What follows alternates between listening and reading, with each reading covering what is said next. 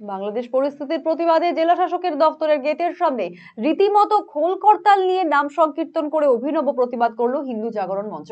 সেই সাথে বাংলাদেশের সংখ্যালঘু হিন্দুদের ওপরে অত্যাচার বন্ধের দাবিতে জেলা শাসকের মারফত রাষ্ট্রপতির কাছে স্মারকলিপি পাঠানো হয়েছে। আন্দোলনকারীদের পক্ষ থেকে জলপাইগুড়ি শহরের করলা নদীর বাবুঘাট এলাকা থেকে হাতে খোল করতাল নিয়ে নাম সংকীর্তন সহকারে মিছিল শুরু করে হিন্দু জাগরণ মঞ্চের সদস্যরা, যেখানে জেলার বিভিন্ন জায়গা থেকে আসা মঞ্চের সদস্যরা অংশ নেয়। সদস্যদের বক্তব্য, যেভাবে বাংলাদেশে হিন্দু সংখ্যালঘুদের ওপরে অত্যাচার করা হচ্ছে, এমনকি ভারতের জাতীয় পতাকার অবমাননা করা হচ্ছে, এটা চলতে থাকলে এখানে তার বিরূপ প্রভাব পড়তে পারে।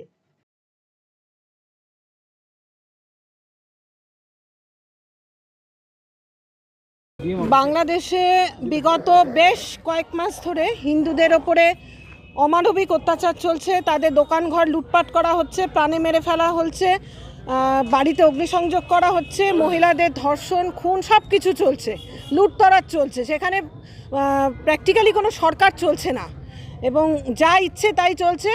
সেই বিষয়ে এবং চিন্ময় কৃষ্ণদাস প্রভুকে অন্যায়ভাবে গ্রেপ্তার করে রাখা হয়েছে বাংলাদেশের কারাগারে, তার মুক্তির বিষয়ে এবং বাংলাদেশের বিভিন্ন শিক্ষা প্রতিষ্ঠানগুলোতে যে ছবি আমাদের কাছে এসছে, আমাদের দেশের জাতীয় পতাকাকে অবমাননা করা হচ্ছে, এই সমস্ত বিষয়ে আজ আমরা ভারতের মহামান্য রাষ্ট্রপতি মহোদয়ের কাছে একটি ডেপুটেশন পাঠাবো। সেটা আমাদের মাননীয় ডিএম মহোদয়ের মাধ্যমে আমরা পাঠাবো। তার জন্য আজকে সমস্ত সনাতনী যোদ্ধারা একত্রিত হয়েছি। আমরা চাইছি ভারত সরকার অবিলম্বে এই বিষয়ের উপর হস্তক্ষেপ করুক এবং এই প্রতিটি বিষয়ে সেখানে যাতে হিন্দুদের উপর অত্যাচার বন্ধ করা হয়, অবিলম্বে যাতে বন্ধ করা হয়, কারণ ওটা তাদেরও মাতৃভূমি, এটা মাথায় রাখতে হবে। ওটা শুধু জেহাদিদের মাতৃভূমি নয়, ওটা বাংলা, ওটা আমাদের হিন্দু ভাইদের, বোনেদের, মায়েদের মাতৃভূমি। সেই মাতৃভূমিতে তাদের সুরক্ষা নিশ্চিত করতে হবে।